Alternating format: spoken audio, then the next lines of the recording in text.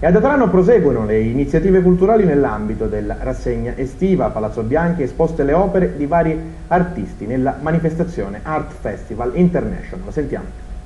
Siamo a Palazzo Bianchi per la prima rassegna internazionale Art Festival.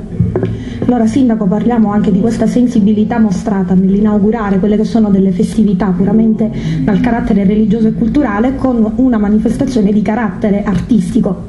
Detto bene, delle festività che sono soprattutto di carattere religioso, ma è chiaro che intorno a queste manifestazioni ci sono anche delle manifestazioni di carattere culturale e in questo momento nel nostro Palazzo Bianchi, che è anche il Palazzo della Cultura, ci sono 3 manifestazioni che hanno questo tipo di valenza.